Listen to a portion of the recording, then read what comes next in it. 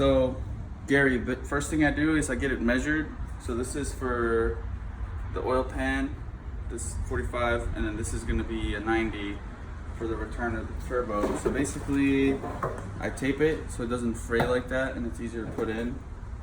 And then I'll clamp it just so I can cut it. And then this part's loud.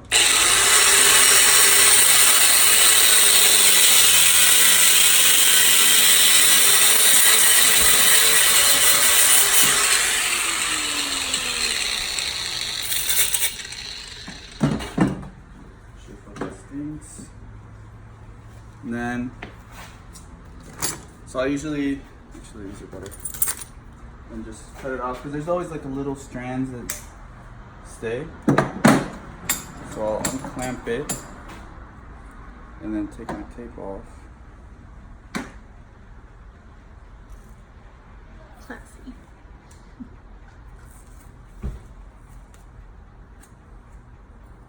Just so it's not like super frayed.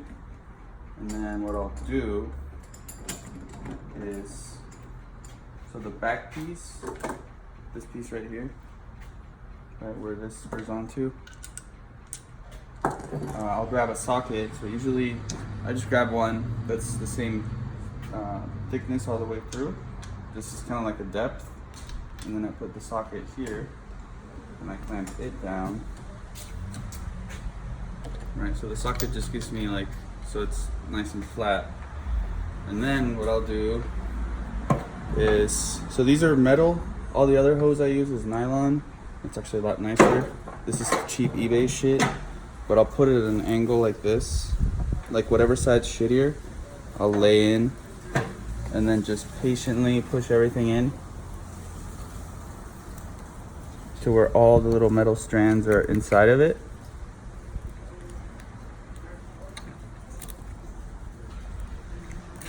It can be a pain, but especially with the metal ones.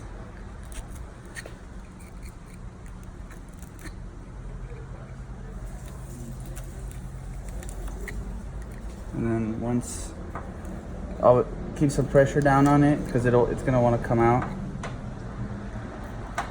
And then once I have all of it in for the most part, I'll put pressure on it and give it a couple twists.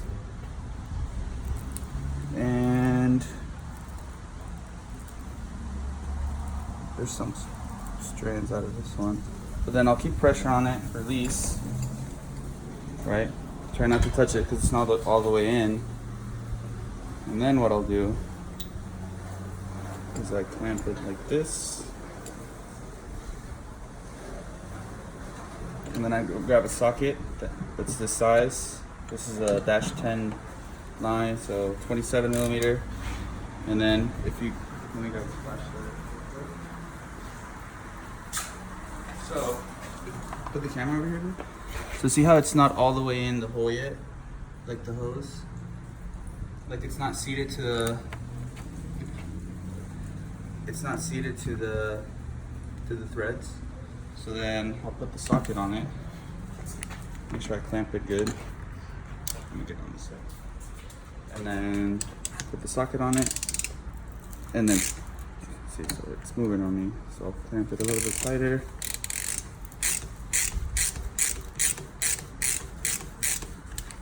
And then just verify, and I'm seated. Now the hose is seated. Now that the hose is seated, cool. Now what I do is I bring my vise back, and then I clamp it. Usually at the very bottom. Oh, sorry. And I stick it out as far as I can, just so my wrench can clear. Actually, before I do this, right, since we just cut it, I'll hit it with some air just to get all that nasty rubber shit out of there.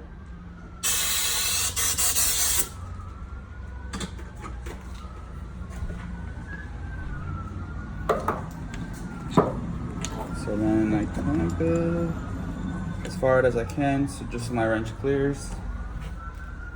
And then I grab the piece. This one is gonna be a 90. Forgot fucking pieces that screws. God damn it, I just grabbed it.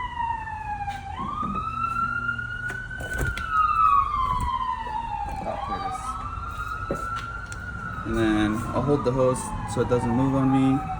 Get it in, just can't see anything. It's super dark. Just basically just get like a thread started.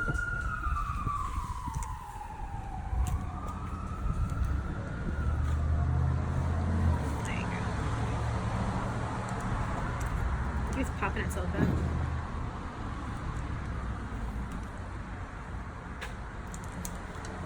Of course, it would do that for the video. Actually, hold on. So if it's being difficult, you can just hit it with like a tad of WD-40.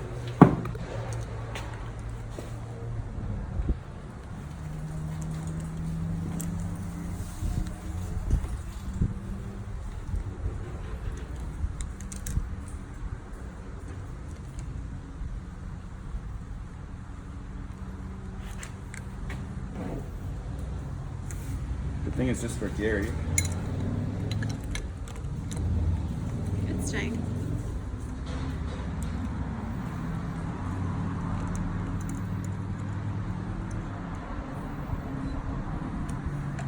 And then this is why I put this all the way out, just so my wrench clears over here. And then Barely. Damn, you got it like right on the edge. It barely clears. once I start getting closer, this will want to like buck, so then I'll just move it and then do.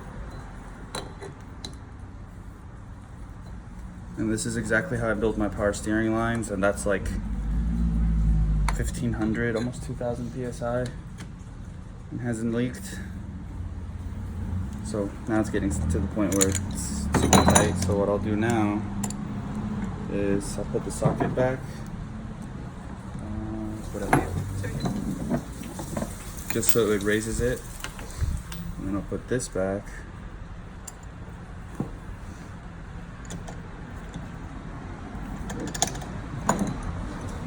And then I'll just do a little bit at a time.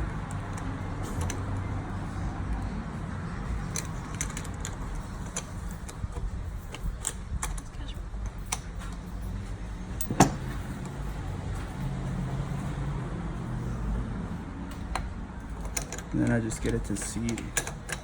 I think this might be good. I'm gonna try and get it to the next notch. I just like to line it up. So that one's too far, so I'll actually bring it back. Cool. Yeah, dude. So that's how I do them. Like, comment, subscribe. Just kidding. All right.